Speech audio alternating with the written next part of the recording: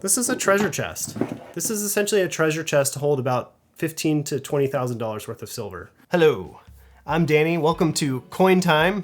As you can see in front of me, I have a very odd selection of objects here. These are actually silver bullion boxes, and they don't get a lot of love. They're just the boxes used to hold silver bullion, but they're made specially and they're kind of unusual. So let's go through my collection and we're gonna nerd out over them. What's in a box? Well, inside of this Austrian Mint Box, there would have been 500 pieces of Philharmonic coins, 16.8 kilograms, or about 37 pounds of coins.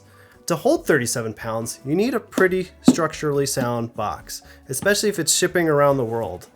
Now, this is not the exact way this box would look if it was being shipped.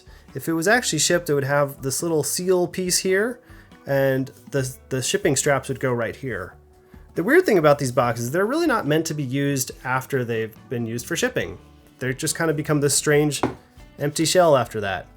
As you can see here, this is where you'd put all of your coins, and this is the lid. The lid just kind of slides on. Like, it doesn't lock on or anything, it just kind of slides on there. It does have a little bit of a lip to lock in, I can't just wiggle it off. But there's really nothing to keep it on because it's intended to have straps on it. So it's kind of a one-use purpose box, which I find strange for how much work probably went into creating this. For one, on the top here, you'll see that it says Austrian Mint in German, Münze Österreich, do not know how to pronounce that. On the other side, it says Austrian Mint in English. This little hole here is actually in the injection mold process called a sprue. From what I understand, the molds to make plastic injection pieces can range from anywhere to like $5,000 to $100,000 parts. This is probably not the most complicated injection molded piece, but when you do injection molding, it's a very precise process, and there's something called a sprue, which is kind of like the handle that is the port where all the stuff gets sprayed, all the hot plastic gets poured in, and this is where that would happen right there. You look at this, you don't even think about this, but this thing was designed so that it couldn't be crushed. Essentially, I can barely bend it with my hands, and it's not essentially a thick piece of plastic or anything like that. It's just got a lot of cross-sectioning to increase the strength. If you see these little like circles here, I believe these are called witness holes. And so essentially when the mold comes out of the machine, there's these little pieces that are custom put into the injection mold that will push it out because it gets like a vacuum seal and it's very hard to get off unless you have these little pins to purposely push it off. Also, something interesting to note, you'll notice the timestamps right here. I see these on plastic all the time. I never really know what they are, but apparently inside of the mold you can replace these two pieces to change whatever month of the year you're using, so that if there's deficiencies in the plastic, they can change it, and they know like what month the deficiency occurred in. So that's what those are for. So there's actually a lot of thought that goes into this thing, surprisingly. So yeah, a lot of stuff happening here. Part of it's to keep it strong with the cross-sectioning, and then the other part's to hold it onto here. As you look inside the box, there's really not a lot going on in here. It's pretty barren. It would have had a stack of Philharmonics like this. This is my one almost full stack of Philharmonic coins. And it would have been right in there. And there would have been 25, I can't do math. There would have been a lot of these in there. And they would have filled up the whole thing. And you can already tell just from one, it's actually pretty heavy. So could you imagine an entire box of 500 coins, 37 pounds? You would need some serious strength for this. It's got a really weird design here. For one, the way they've molded the plastic on this piece, which by the way would be on a different injection mold than the lid top, they have these really weird like columns. Like, I think that's a Doric column tech. I don't know. Just ignore that, I said that. But these create extra strength in here, and there's no other box on the display today that actually has that setup. So I just think that's kind of interesting. Also, look at the bottom portion here. This would be I think this would be your sprue. Right here is where the plastic would get injected. And then you have your cross sections here. And I believe these are made to be stackable. There's got to be a reason for this little lip here. That may be so that you can grab this thing effectively from any direction. But there's a reason for all the shapes. And what's interesting about this box is you can see some stress here. Maybe when this got shipped, this piece got stressed right here. I'm not sure how that would get stressed. Maybe something hit it on the outside somewhere, but look at this side right here. You can see a bit of a stress test during shipping. Notice how it's kind of bent in a little bit, but it held up. It's actually still doing just fine. And that's because of the marvelous engineering they did to create a very strong box here. So I just think that's interesting. The other thing I think is interesting about these things is just, this is a treasure chest. This is essentially a treasure chest to hold about $15,000 to $20,000 worth of silver. You know, that's serious business here. But anyways, that is the Wiener Philharmonic Austrian Mint coin box, and it is a beautiful thing to behold. Is it practical to put anything else besides coins in? Sure, you could put something else in there, but it's kind of wonky. You know, it's not really a custom fit for anything else.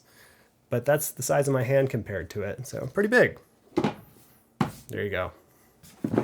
As you can see here, it says 1 ounce year 2023, 500 pieces. Wiener Philharmoniker.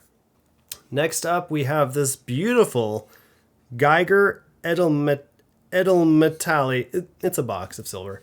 You can see here it says 480 times 1 gram fine silver, 0.999. This appears to be a pine box with a plywood style construction. It's got nail imprints here, so it's actually pretty crudely made. I got this from AppMex, but it's still kind of fascinating, and I really love the detail work. So this is how it only fits one way, by the way. So it's like you try to close it, you try and do it like this, it won't actually close. These are called biscuits. These little pepperoni slices here, these are called biscuits. It's indented, and generally what these would be used for, these biscuits, is if you were gluing 2 pieces of wood together on a cross section where it wouldn't be very strong unless you had a little supporting mechanism. It's totally not necessary, but that's called a biscuit, and that's what's inside of there. And it doubles as the lid closing mechanism. So it's not normally made for that, but that's what they decided to use it for. What's also interesting about this box here is you can see this. There's like a little receipt in there. I don't know if I can get it to focus. Focus. Let me zoom in. There you go. So that little sticker would have coincided with whatever product was in there. Just a little air of officiality. And if you've ever seen Geiger stuff, they do a pretty good job of making their silver official and wrapping it up just nicely. So that is the wooden Geiger box. Just for visual reference, there's a coin box in there. There's a little coin tube. Definitely not a great place to put a coin tube, but you could if you wanted to. Okay, next up, we have what I think is a fairly rare box that I hadn't seen before. I got this off of AppMex just because I was really fascinated. This is a KOMSCO Korean Bullion company, and this is their monster box, essentially. There's the AppMex sticker. So this would hold 250 of the KOMSCO coins. And if you know anything about KOMSCO, this company, they make the most ridiculously well-detailed coins ever. Every coin I've gotten from them, I've been incredibly impressed with. This is just a 2022 or 2023 Chiwu. I've always been impressed by the level of detail on these coins and their ability to like make foreground and background elements that you can really dive into. It's something you truly cannot see until you look at it in person. It's really hard to tell on camera. Even the silver back here, like looking at the detail of whatever this item is, I should probably know, and the background, and then the latent imagery saying AG, and then I think, yeah, AG is the latent image here. It's a very impressively designed coin, clearly designed by some OCD people that just absolutely love craftsmanship. So when it comes to their box, they were not messing around. Specifically, what I mean is that this box is incredibly sturdy. It feels incredibly overbuilt for these coins. Like they went above and beyond. The reason I say that is because something you can't really feel, but I can, is this thing is thick and it is hard to kind of open. It's precisely fit. Come on, get up. It's literally that hard to open if you don't do it perfectly. It gets like a vacuum seal. So here's the lid. These little rubber or these little plastic rectangles here, that's what they have, almost like a vacuum seal on the bottom of this box. Just look at how thick the plastic is here.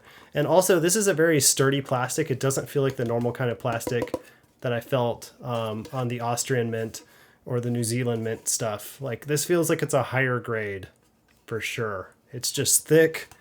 It doesn't bend. Like I'm barely able to manipulate that at all. Here's the bottom part.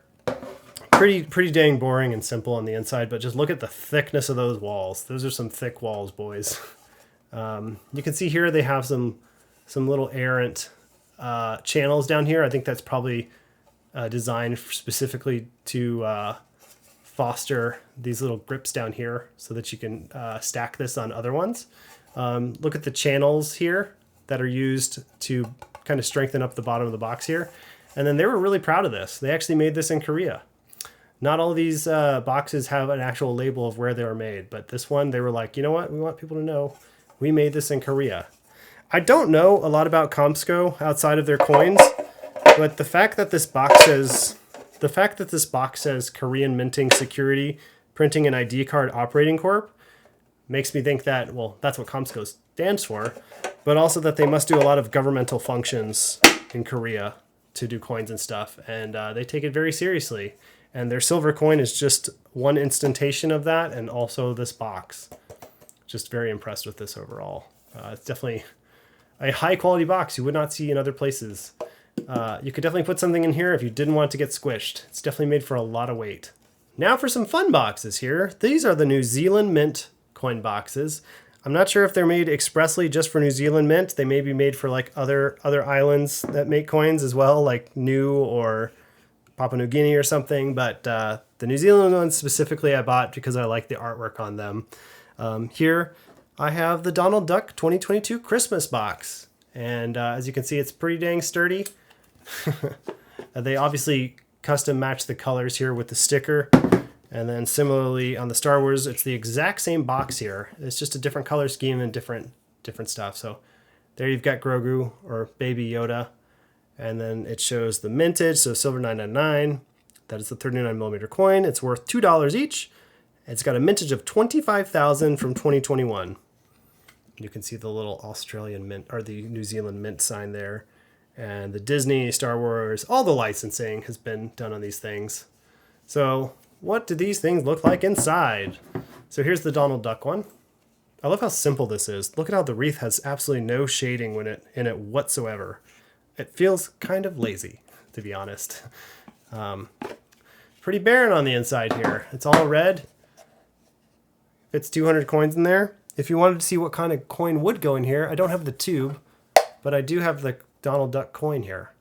So this is the Donald Duck Merry Christmas 2022 coin that would go in these. Now, I actually got these for my nephews last year, and then I forgot to bring them to Christmas, so I just kind of kept them.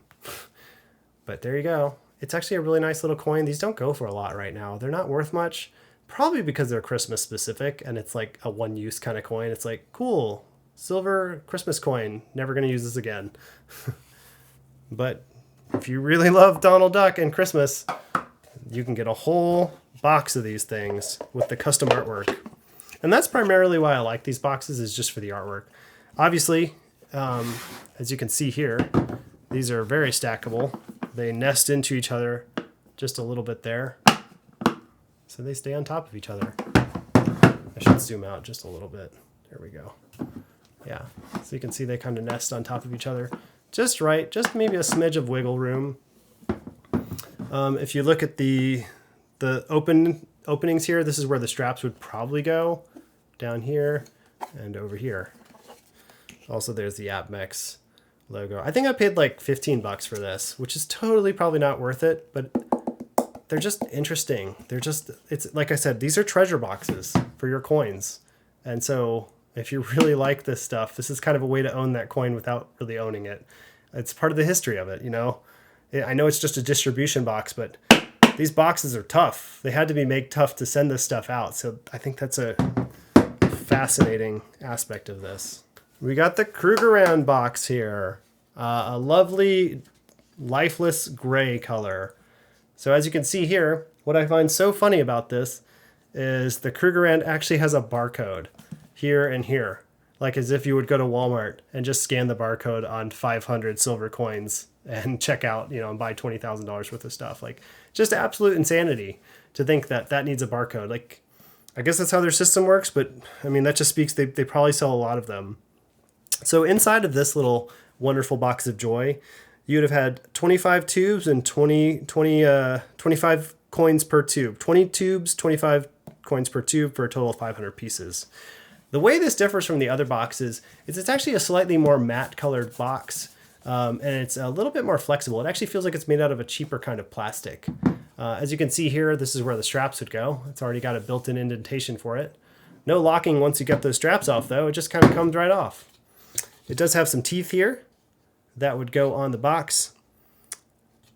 And there is your beautiful emptiness in the box. You can see all of where the tubes would lay. You can see the exact orientation here. There's my hand for measurement. I cut myself the other day, so that's why I have a little scarecrow looking finger.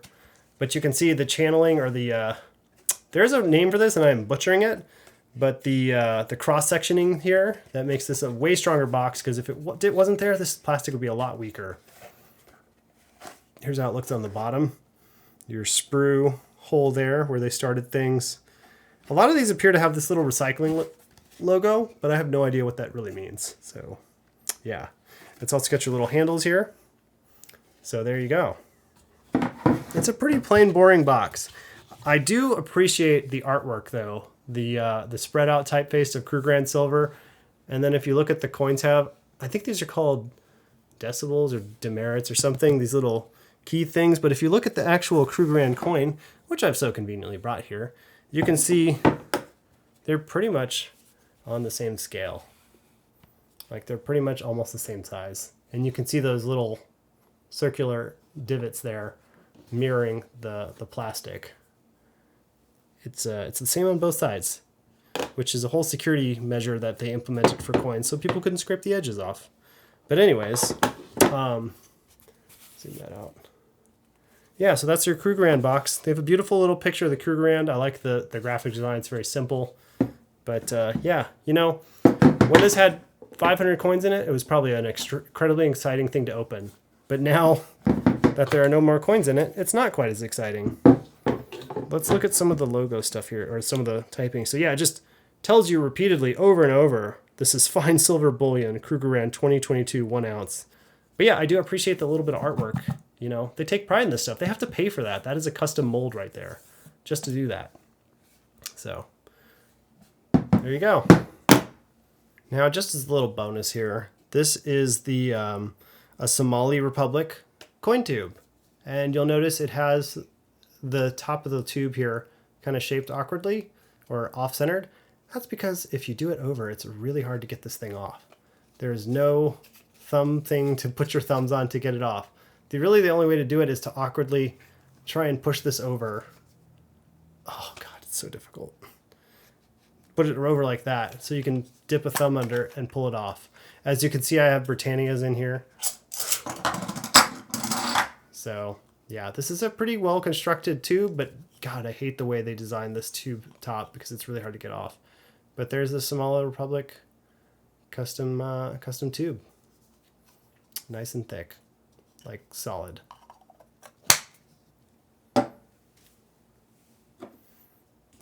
If you compare that to the Royal Mint tube here, this is a much better designed tube. If you compare that to the Royal Mint tube here, this is a much better designed tube.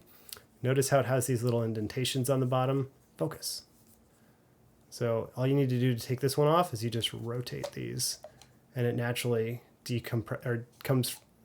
it naturally gets away from the these little indentations here. And to put it back on, you just slide it into place and put it on. It's a really good design. I must say, like, I like the Somalia tube and it seems better constructed, but like the coin that makes more, or the tube that makes more sense here is definitely the Royal Mint. Well, thank you for sharing this incredibly nerdy journey with me on the boxes that hold coins. Hopefully you found that interesting, or maybe you're asleep right now. Or maybe you are wondering how you got down this YouTube hole and watching these videos. Regardless, you made it to the end and you're one of the most specific, most unusual people to be watching a video like this on YouTube. So if you like this, join the party, subscribe, leave a comment, let me know what's going on, how your day's going. and if you have any of these boxes at home. So I'll see you on the next video. Thanks for watching. See ya.